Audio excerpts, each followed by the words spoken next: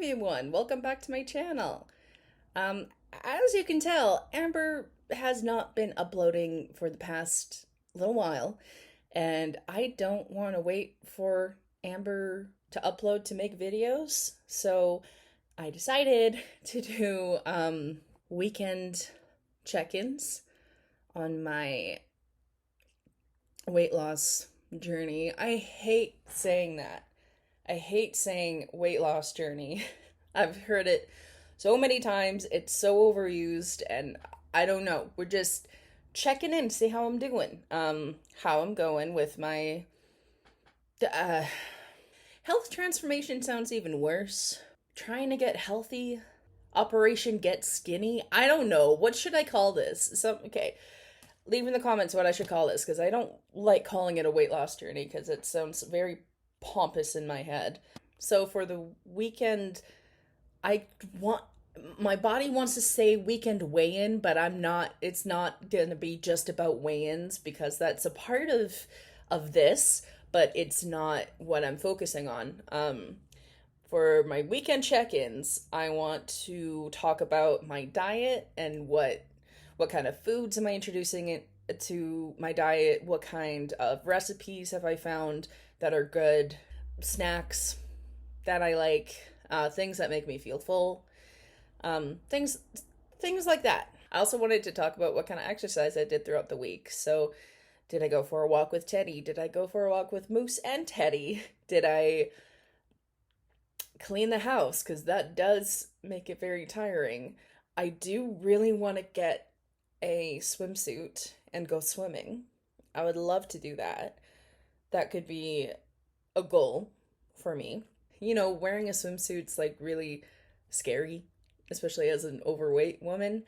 But I think if I just go, if I find a cute swimsuit that I feel good in and I just go into the lap pool and I just fucking do my thing, I don't think anyone's really gonna care or notice. I'm quite frightened about that, but I know that it'll be nice.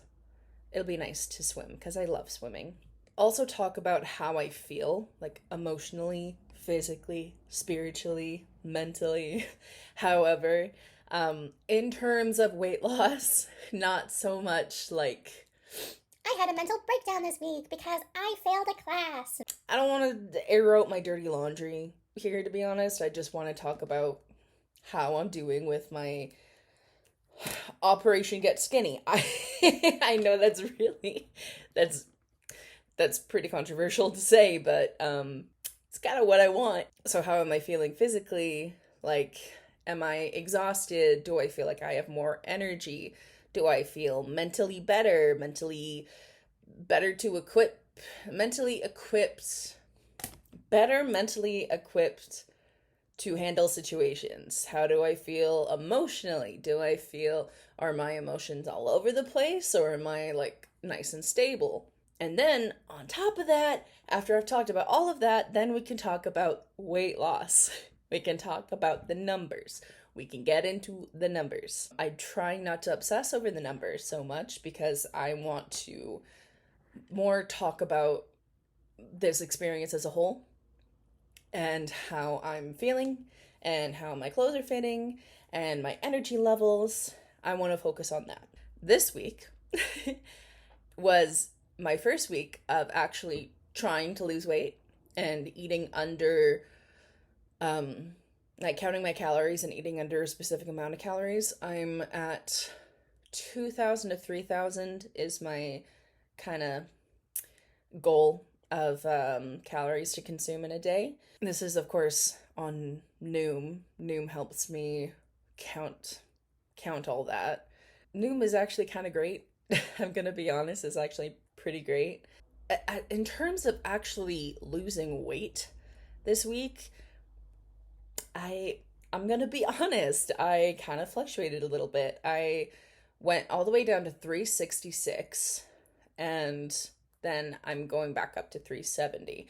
Now I know hormonal changes will bump up the scale, so I'm not worried about that necessarily. In terms of eating, I think I've done a pretty good job at eating within my calorie deficit. and introducing more fruit into my diet. That's been one of my biggest things. I actually, to share a little tidbit, in the mornings, I find if I wake up and I go and I eat a bunch of eggs and turkey bacon, or if I get up and I don't eat breakfast and then I have burgers, I have McDonald's, or I have nachos, I get a really bad stomach ache. So what I've learned is first thing in the morning, before you eat anything in the day, have yourself some fruit.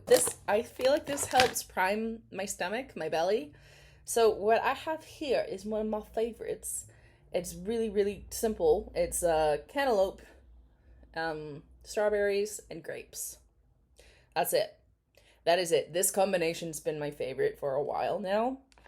And it's really, really yummy. And cantaloupe is really good for you. Grapes are really good for you. Strawberries are really good for you.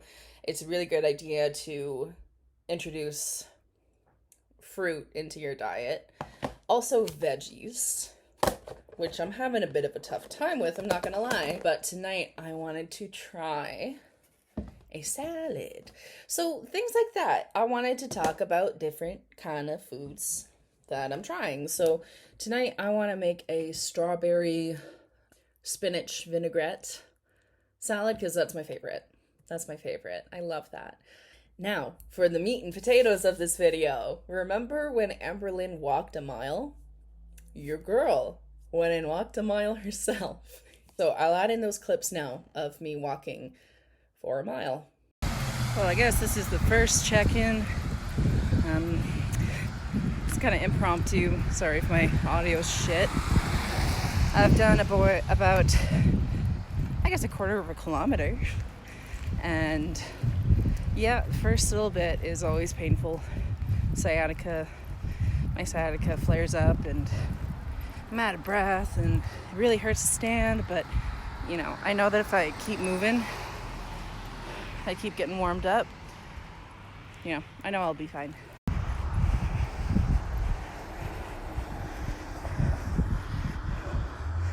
Yeah, they really do stop and sniff everything, huh? Well, I know my dog does that, but well, here I am again. Didn't actually get too much farther, but I just feel kind of like I used to be able to do shit like this and not be in so much pain. I used to run with my dogs, and I mean, I know that was over 10 years ago now, but it just, even a couple years ago, some of these things that I'm doing for exercise was no problem for me. So it's just kind of scary to see how quickly this can get bad, especially when you don't have help and you don't really know why you're gaining weight and how to lose weight, because there's no one size fits all for weight loss. But it's just kind of scary to see how little I can do compared to how much I used to be able to do. It's a little concerning. I'd love to be able to do the runs I used to do with my dogs. I think that's a good goal. Obviously, my dogs that I had before are all gone, but I'm sure Teddy can take it. I think that's a good goal to reach. Once I get there, I feel like it's going to be smooth sailing. Oh God, is that going to be an annoying amberism I'm doing? Oh God. So, I am 0.80% of a kilometer. I'm pretty sure the road back home is gonna be about as long as that. Someone literally just came out of their house as soon as I started talking. That was embarrassing. It's tough because my back is really, really hurting. I'm trying to push through it, but holy fuck, it hurts like a bitch. Back home, I guess. We'll see how I do. Okay, I did 1.8 kilometers, which is almost 2K, and that's a mile and a bit, and it took me half an hour. I don't know how Amber did it without dying. I am half her size, and my sciatica was killing me, my back, my hips was killing me. I caught my breath. When I got back, I couldn't breathe. I could not take a breath, like a full breath. My back and my hips were hurting the whole time. It felt like they were splitting open. It was really painful and uncomfortable. My heart was pounding in my ears. My glasses were fogged up, and they have, don't know if you can see anymore, but they had, yeah, you can kind of see it. They had raindrops all over them, so I couldn't see. I got mad at my dog because I'm like, get the fuck out of my way, Teddy! And he just wasn't getting the fuck out of my way. I know, you're sorry. I get it. It's okay. He had fun. I had a miserable time. I had a miserable time. I'm covered in sweat. This sucked. I did a mile, yes, but I'm dying. It was half an hour, and I'm fucking dying. This was really hard to do. She was lying to us when she was saying she was fine, and that she was hit by a toy car. Dude, this fucking sucks. This hurts. It hurt so much. And knowing Amber and how she doesn't exercise like that, I can't imagine how sore she was. Oh my god, no wonder she's not doing it again. Yeah, so that was actually yesterday that I did that. And by the time I got home and I took a shower, it was really late, and I wanted to make this video yesterday, but I was really tired, I'm gonna be honest, from that walk. It didn't like tire me completely out, but it was enough that I was like, okay, I just wanna sit. And today I don't feel like I've been hit by a toy car. And I don't feel like I've been hit by a semi-truck either. I feel pretty fine, actually. My legs are a little sore and a little stiff. My ankles were really stiff last night, I noticed. I had to really roll them and rotate them because they were pretty stiff. The next thing I wanted to talk about really quickly is I have mentioned before that I have sleep apnea, and it has been a long time waiting for an estimate for the device that I need. Now, I'm not getting a CPAP machine. My doctor didn't approve that, but she did approve. And let me read this to you. This is a mouthful. A anterior mandibular positioner. Anterior mandibular positioner. So it's basically a mouth guard. So, which kind of sucks because I already am supposed to wear Invisalign or some kind of mouth thing, like a retainer thing. I am supposed to wear a retainer to fix that missing tooth there, but I just haven't because I hate wearing it. It's really annoying, and I feel like it makes me talk weird. Anyway, this fucking thing was $3,000 originally, and now because of my insurance, I only have to pay $200. So there's that. The thing with sleep apnea, though, and let me get out my little notebook, my little journal, because I journaled I wrote down when I was diagnosed and what it means. So basically, what happens with me when I go into a fit is my oxygen levels tank. So your oxygen levels, you want them to stay in the 90s. In the 90%. So, you know when you have that little clamp on your finger, like in the hospital, it could be checking your heart rate, but it can also check for oxygen levels. You want your oxygen levels to be at 90, 93, 99, well, 90, whatever. Anything below that gets a little iffy. Going to the 80s, that's a little, going to the 70s, that's even more, and anything below that is dangerous, very dangerous. For practicum, I worked at a overdose prevention site, and we put the little oxygen thingy on this guy's finger we suspected was overdosing, and his was at 30. That's like, you're not breathing. 30 is you're not breathing. Why did I laugh? It's not funny.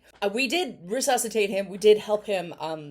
I got to prep the Narcan for that one, which was really fun. Fun is a bad word. It was a great experience and something that I think I'll never forget. Totally off topic.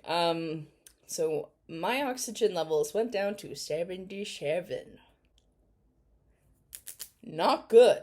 In fact, the doctor had told me that if I was in the hospital and they were monitoring me and my oxygen levels went down like that, a nurse will come running over. Like the machines will start beeping and a nurse will come over and fucking shake me awake because I'm not getting enough oxygen.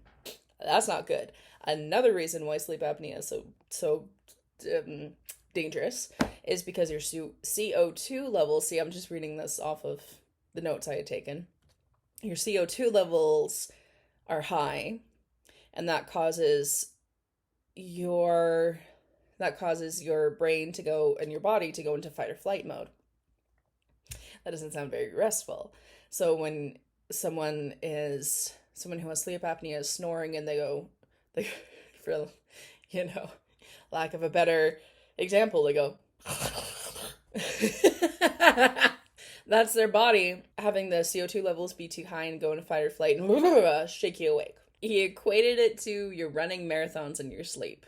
That's what chemically is going through your body. So I'm not getting enough rest. And I did ask, I'm like, okay, so 77% oxygen when when I have a little episode, and I had those kind of often throughout the night. Am I getting brain damage because I'm not getting enough oxygen? That's the next step, right? You don't get enough oxygen in your brain, you're gonna have brain damage. He said, I'm gonna say no. But it is a good idea to get it looked at. Your brain does love oxygen, and when it doesn't have it, you just want the oxygen in there. And yeah, I know. Yeah, can you just tell me if I'm dying? So that was in June, July, August. I already closed my thing, and I just got the stupid estimate for the mandibular device. And I did ask them, is it because of my weight? And the first lady said, yes. That's kind of the primary cause of sleep apnea. However, when I asked the doctor, he said, no, not necessarily. There are people that are 130 pounds that come into my clinic and have the worst sleep apnea I've ever seen. It doesn't mean just because you're overweight doesn't mean that it causes your sleep apnea. But that was what that doctor said, and I don't know. I think okay, yeah, I like that. That makes sense. So, but weight is a big factor, I believe, in sleep apnea. I don't know. I don't know how I feel about that because one of my buddy's roommates is a pretty small girl and she has pretty bad sleep apnea. She needs a whole ass sleep ap machine. So I'm not sure, but I do know that extra weight, being overweight, causes that. It can cause it. No one else in my family. Oh wait, no, my abuelita has sleep apnea, so maybe, I don't know. It's a weird one. Okay, it's a weird one. I get a lot of conflicting information from people. So if you have an opinion on it, feel free to leave it in the comments. Let's discuss it. I'd be happy to discuss what we think of this. So I did ask, if I lose weight, will that help? And the doctor said, well, actually, when you're treated for sleep apnea, a lot of times it helps people to lose weight because you actually have energy throughout the day. Because you're not sleeping at night, and so you don't have energy throughout the day. I have it at like 2 or 3 in the afternoon on the dot. Sometimes I am down for the count. I need a nap. Like I cannot focus on anything and I need to nap. So if I'm able to get enough sleep, apparently they told me that the amount of energy that I'm going to have is going to be incredible, and that helps people to lose weight ultimately. So hopefully, fingers crossed, when I get my mandibular device, things will start getting better and it'll start being easier for me to go and do things, because I am finding that I get pretty fatigued from going and doing physical activity, like doing my dishes or going for a walk or taking the trash out. It's pretty tough. It's pretty tough on me. And yeah, because I'm not sleeping at night. I'm not able to get a restful sleep. And that in turn causes my body can't repair the damage, the torn muscle tissue from exercising.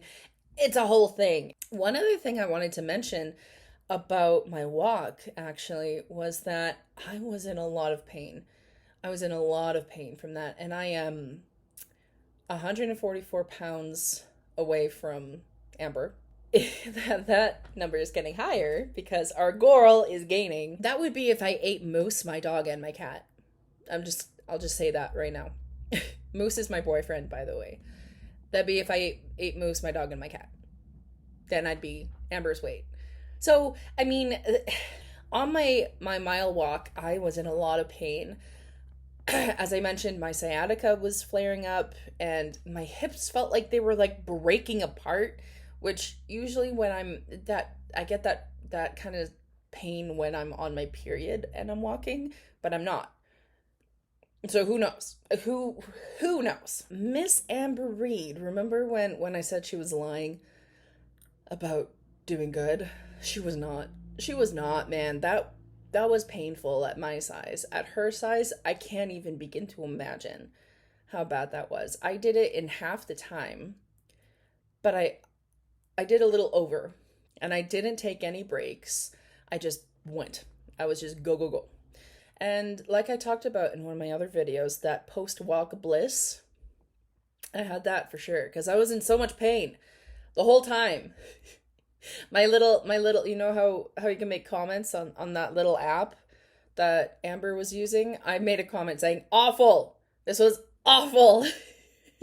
My dog loved it though. Teddy had a great time. Entire dog is a happy dog, and he was a tired boy when we got home.